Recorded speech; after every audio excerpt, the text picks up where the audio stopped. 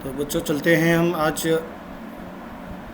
इतिहास का ये अध्याय 2, इसका ये छठा भाग है। और अभी तक जो हमने जान लिया है इस चैप्टर में, वो पहला विश्व युद्ध, खिलाफत आंदोलन, रॉलेट एक्ट, असहयोग आंदोलन, साइमन कमीशन और नमक यात्रा, सविनय अवज्ञा आंदोलन और आंदोलन की जो असफलताएं थीं या उसकी सीमाएं कहते हैं, उसमें जो प्रमुख रूप से था पूना पैक्ट, जो गांधी जी और डॉक्टर भीमराव अम्बेडकर के बीच में हुआ था। तो इसके बारे में जाने तो इससे पहले वाला वीडियो देख लीजिए। आज जो हम पढ़ने वाले हैं वो ये है क्रिप्स मिशन के बारे में जानेंगे आज हम, और भारत छोड़ो आंदोलन क्रिप्स मिशन से रिलेटेड ही है। सामूहिक अपनेपन का भाव या राष्ट्रवाद की भावना कैसे उत्पन्न हुई और उसके कौन कौन से कारक, वो कौन कौन से प्रतीक हैं, उनके बारे में जानेंगे। राष्ट्र की तस्वीर, राष्ट्रगीत, राष्ट्रगान, राष्ट्रीय झंडा और इतिहास एवं साहित्य और लोक कथाएँ, जिन्होंने भारत के जो राष्ट्रवाद था, भारत के लोगों के अंदर राष्ट्रवाद था, वो कैसे पैदा किया, इसके बारे में जानेंगे। तो चलिए सबसे पहले क्रिप्स मिशन। देखिए, ये जो समय है, दूसरा विश्व युद्ध चल रहा है। मालूम होगा 1 सितंबर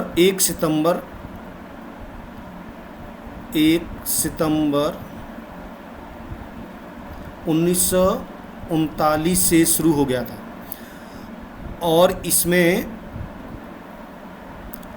ये जर्मनी, इटली और जापान एक तरफ थे, धुरी राष्ट्र कहते थे इनको बहुत बड़ी सफलता मिल रही थी। तो 11 मार्च 1942 को ब्रिटिश के प्रधानमंत्री थे चर्चिल, इन्होंने एक घोषणा की जिसको क्रिप्स मिशन के नाम से जाना जाता है। और वो घोषणा क्या थी? एक जो क्रिप्स थे, स्टैफोर्ड क्रिप्स, इनके नेतृत्व में एक समिति भेजी, एक कमीशन भेजा भारत के लिए। तो देखती भारत क्यों भेजा, ये देख लेते हैं। इसका उद्देश्य या कारण एक ही अगर पूछा जाता है कि उसके उद्देश्य क्या थे क्रिप्स मिशन के, या उसके कारण क्या थे, तो उसके बारे में यही लिखना है दोनों के ऊपर। 1941 में युद्ध चल रहा है। उस युद्ध के दौरान हिटलर, जर्मनी के जो चांसलर है हिटलर, उसको यूरोप में, और जापान है उसको अमेरिका और दक्षिण पूर्व एशिया में अभूतपूर्व सफलता मिल रही है। तो अब इससे पूरे विश्व के जो लोग हैं वो चिंतित हैं, और उनकी चिंता का विषय पूर्वी क्षेत्र, ये जो पूर्वी दक्षिण पूर्व जो एशिया का भाग है, वो ब्रिटिश का उपनिवेश है, और उस पर आक्रमण कर रहा है जापान। तो उसने बहुत सारा क्षेत्र है वो अपने कब्जे में कर लिया है, जीत लिया है। वहाँ पर ब्रिटिश सरकार को असफलता मिल रही है। तो और यहाँ पर अमेरिका को भी नुकसान हो रहा है, चीन को भी नुकसान हो रहा है। तो इसलिए प्रधानमंत्री, जो ब्रिटिश के प्रधानमंत्री हैं चर्चिल, इनके ऊपर जो मित्र राष्ट्र हैं उन्होंने मिलकर दबाव डाला। कौन कौन से देश? अमेरिका है, सोवियत संघ है, चीन है, ऑस्ट्रेलिया, इस तरह के ये जो देश थे मित्र राष्ट्रों में, उन्होंने दबाव डाला कि भारत की जो अंदर गतिरोध चल रहा है उसको शांत करें। गतिरोध क्या चल रहा था? ये पूर्ण स्वराज की मांग चल रही थी, आंदोलन चल रहा था स्वतंत्रता के लिए, और उसमें ये चाहते थे कि जो भारत है वो पूरी तरह से इनका सहयोग करे। देखिए, ये तो था ही, वैधानिक गतिरोध दूर करे। दूसरा, इंग्लैंड के कुछ प्रभावशाली व्यक्ति जो थे और जो हाउस ऑफ कॉमन्स के सांसद थे, उनकी भी ये मांग थी कि भारत के बारे में जल्द ही से फैसला किया जाए। और ब्रिटिश सरकार को एक और चीज़ थी, ब्रिटिश सरकार ये मानती थी कि युद्ध में भारत का समर्थन अपेक्षित है। वो अपेक्षा कर रही थी कि भारत से समर्थन मिल जाए। तो ये कारण थे कि उन्होंने स्टैफोर्ड क्रिप्स को भारत भेजा और इन उद्देश्यों को लेकर कि वो जाएं और वहाँ भारत में जो गतिविधियाँ चल रही हैं और वहाँ के जो नेता हैं, विशेषकर कांग्रेस पार्टी जो राजनीतिक पार्टी है और मुस्लिम लीग है, इनसे वो बात कर लें और उनसे ये समर्थन लें, उनसे इस युद्ध के दौरान। इसी के चलते ये 23 मार्च को 11 मार्च को घोषणा हुई है। ये डेट याद रखिए, ये इम्पोर्टेंट डेट्स हैं। 23 मार्च को क्रिप्स मिशन को भारत भेजा गया। अब भारत आके ये जो मिशन है, इसने अपना जो प्रस्ताव लेकर आए हैं वो 30 मार्च 1942 को जो क्रिप्स मिशन का जो प्रस्ताव था, ये जो प्रस्ताव लेकर आए थे, वो इन्होंने भारतीय सेना जो नेता थे उनके सामने रखा। ये जो रखने के बाद में भारतीय पक्ष से जवाहरलाल नेहरू और मौलाना अबुल कलाम आज़ाद को इसके परीक्षण और विचार विमर्श के लिए अधिकृत किया था कांग्रेस की तरफ से। इन्होंने ये समझा इस चीज़ को और विचार विमर्श किया। सभी नेताओं ने एक साथ इसको अस्वीकार कर दिया। ये क्रिप्स मिशन को मानने से, स्वीकार करने से मना कर दिया। इसे महात्मा गांधी जी ने दिवालिया बैंक का अगली तारीख का चेक, पोस्ट डेटेड चेक कहते हैं इसको। ये बहुत इम्पोर्टेंट है। गांधी जी द्वारा ये कहा गया था इस क्रिप्स मिशन को, क्योंकि गांधी जी का मानना ये था कि अभी ये हालात इस तरह के बन रहे हैं कि भारत को तो स्वतंत्र होना ही है, हम छोटी मोटी बातें मानने वाले नहीं हैं। तो और यही 11 अप्रैल को भारतीय नेताओं द्वारा क्रिप्स मिशन की योजना को अस्वीकार कर दिया गया। देखिए 11 अप्रैल की बात है और इसके बाद और बड़ा आंदोलन चला, भारत छोड़ो आंदोलन। देखिए क्रिप्स मिशन की असफल हो गया, यानी हम लोगों ने यहाँ से अस्वीकार कर दिया। और दूसरे जो विश्व युद्ध चल रहा था उसके प्रभाव, बहुत व्यापक प्रभाव पड़ रहे थे उनके ऊपर। जर्मनी, इटली और जापान पूरे विश्व पर भारी पड़ रहे थे। तो और ये कारण था कि क्रिप्स मिशन भेजा गया था। इसी के चलते भारत ने भी ये मौका का फ़ायदा उठाना चाहा। 14 जुलाई 1942 को स्थान है वर्धा। इसमें कांग्रेस की कार्य समिति, ये ध्यान रखिए, कांग्रेस पूरी अखिल भारतीय कांग्रेस नहीं है, ये केवल कांग्रेस की कार्य समिति है। इसकी जो कार्यकारिणी है, कार्य समिति जो कार्यकारिणी के कुछ सदस्य होते हैं, उन्होंने इस प्रस्ताव को स्वीकार कर लिया है। उन्होंने ये प्रस्ताव पारित कर दिया, पास कर लिया। और ये इम्पोर्टेंट डेट है।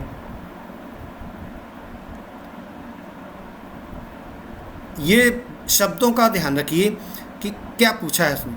8 अगस्त को तो ये बम्बई का अधिवेशन हुआ है। इसमें कांग्रेस की जो अखिल भारतीय कांग्रेस का समिति है उसने प्रस्ताव पारित कर दिया। ये केवल कार्यकारिणी ने पास किया था वर्धा में, ध्यान रखिए। अगर कार्यकारिणी आता है तो वर्धा लिखेंगे 14 जुलाई 1942। और अगर कांग्रेस समिति कहता है अखिल भारतीय ऑल इंडिया कांग्रेस, इसने जो पास किया है वो 8 अगस्त को बम्बई में किया है। 8 अगस्त 1942 को जो मुंबई है वहाँ पास किया गया। ये इम्पोर्टेंट है, ये आता है। ये जो भारत छोड़ो आंदोलन की जो प्रस्ताव था अखिल भारतीय कांग्रेस कार्य समिति द्वारा कब पारित किया गया और कहाँ पारित किया गया, इसके संबंध में अक्सर पूछ लिया जाता है। इसी अवसर पर गांधी जी ने करो या मरो का नारा दिया था। ये भी आता है, करो या मरो का नारा किसने दिया था? तो गांधी जी ने कब दिया था? भारत छोड़ो आंदोलन के दौरान। इम्पोर्टेंट है ये भी, ये जो पॉइंट लिखे हैं बहुत इम्पोर्टेंट लिखे हैं। भारत छोड़ो ये जो आंदोलन था, इसके आह्वान से देश के अधिकतर हिस्सों में राज्य व्यवस्था ठप हो गई और लोग स्वतः ही इस आंदोलन में कूद पड़े। हड़तालें हुई और राष्ट्रीय गीतों और नारों के साथ प्रदर्शन हुए और जुलूस निकाले गए। इस तरह से बहुत तेज़ी से ये चला, हालांकि ज़्यादा दिन नहीं चल पाया, 1 साल लगभग चला था। इसमें छात्र, मजदूर और किसान जैसे साधारण लोगों ने भी हिस्सा लिया। राजनेताओं में जो प्रमुख थे, जयप्रकाश नारायण, अरुणा आसफ अली, राम मनोहर लोहिया, ये, और महिलाओं में बंगाल से थी मातंगिनी हजारा, आसाम से कनकलता बरुआ और उड़ीसा से रमा देवी। ये इम्पोर्टेंट हैं, इनके बारे में भी पूछा जा सकता है। अंग्रेज़ों द्वारा अत्यधिक बल प्रयोग के बावजूद भी ये 1 वर्ष तक चलता रहा। 1 वर्ष यानी 1 वर्ष के बाद ये इसको समाप्त घोषित मान लिया गया। तो इस तरह से ये भारत छोड़ो आंदोलन चला। देखिए, गांधी जी द्वारा, एक बार फिर समझ लीजिए, गांधी जी द्वारा 3 आंदोलन चलाए गए। 1920 में असहयोग आंदोलन, 1930 में सविनय अवज्ञा आंदोलन और 1942 में भारत छोड़ो आंदोलन। ये इम्पोर्टेंट आंदोलन थे, बड़े बड़े आंदोलन थे। और इन आंदोलनों के दौरान सफलता असफलता की बात तो बाद में है, लेकिन एक बात जो बहुत महत्वपूर्ण थी वो ये थी कि राष्ट्रवाद की भावना पनपी। लोगों ने राष्ट्र के लिए सोचना शुरू किया और देश के से प्रेम करने लगे। ये चीज़ें कैसे कैसे उत्पन्न हुई, इनके बारे में और थोड़ा सा देख लेते हैं। कि देखिए, राष्ट्रवाद की जो भावना पैदा हुई वो इनके ये माध्यम बने, राष्ट्रवाद की भावना पैदा करने में माध्यम बने। ये राष्ट्रगान के जो प्रतीक हैं, पहचान के प्रतीक, जैसे तस्वीर अवनींद्रनाथ टैगोर ने ये सबसे पहले खींची थी 1905 में। अवनींद्रनाथ टैगोर ने भारत माता की छवि को चित्रित किया था सबसे पहले 1905 में, और ये लोग इसको देखकर, ये सिंबल था, एक प्रतीक था भारत माता की तस्वीर। उसके बाद बात करते हैं राष्ट्रीय गीत। सबसे पहले वंदे मातरम, बंकिम चंद्र, जो हमारा राष्ट्रगीत है वंदे मातरम, बंकिम चंद्र चट्टोपाध्याय द्वारा संस्कृत बंगला मिश्रित भाषाओं में, ये ध्यान रखिए, मिश्रित भाषा में ये इसकी जो रचना हुई और इसका प्रकाशन 1842 में, ये उनका उपन्यास था, उसमें इसको शामिल किया गया था। 1882 में उसमें इसका प्रकाशन हुआ था। इसके बाद राष्ट्रगान, जो जनगण मन है, हमारा राष्ट्रगान अभी गाया जाता है, रविंद्रनाथ टैगोर द्वारा ये रचित है। सबसे पहले 27 दिसंबर 1911 में जो भारतीय राष्ट्रीय कांग्रेस का अधिवेशन हुआ कलकत्ता में, वहाँ गाया गया था। देखिए, जब अधिवेशन होता था तो ब्रिटिश के अधिकारी भी इसमें शामिल होते थे, तो उनके स्वागत के लिए ये गाया गया था। इसका प्रकाशन सबसे पहले 1912 में तत्वबोधिनी पत्रिका में भारत विधाता नामक शीर्षक से इसका प्रकाशन हुआ था।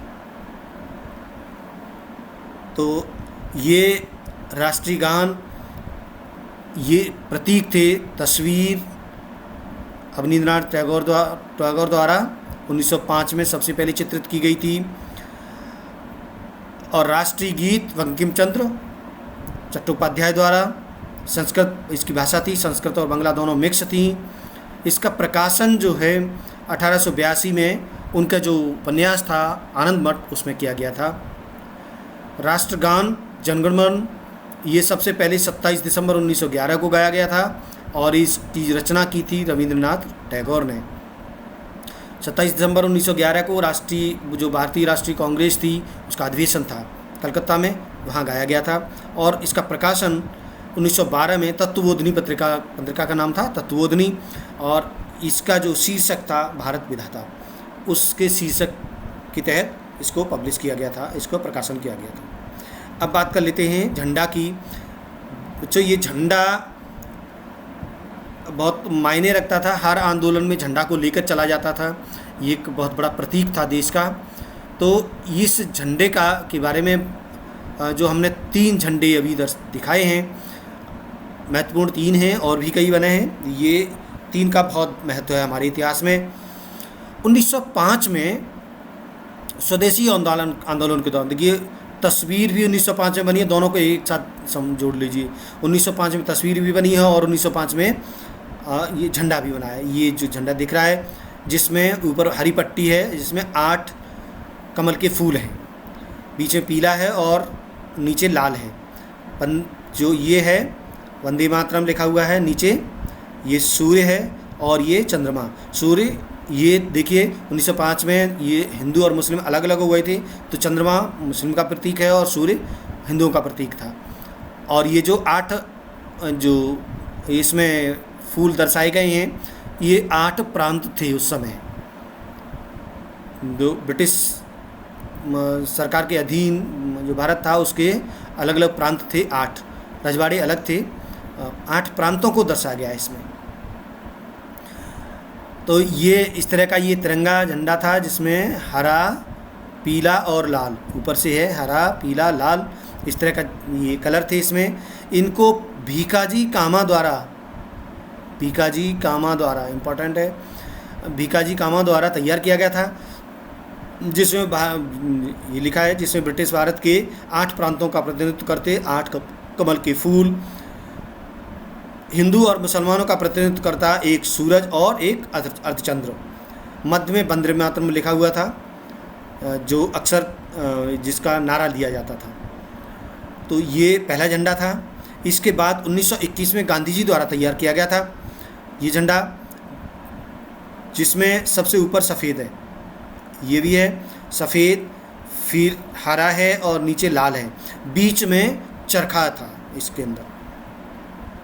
और इसके बाद जो अंतिम झंडा है जो आज भी हम फहराते हैं, वो 22 जुलाई 1947 को संविधान सभा द्वारा स्वीकार किया गया ये झंडा, और 15 अगस्त 1947 को अधिकारित रूप से ये फहराया गया था लाल किले पर।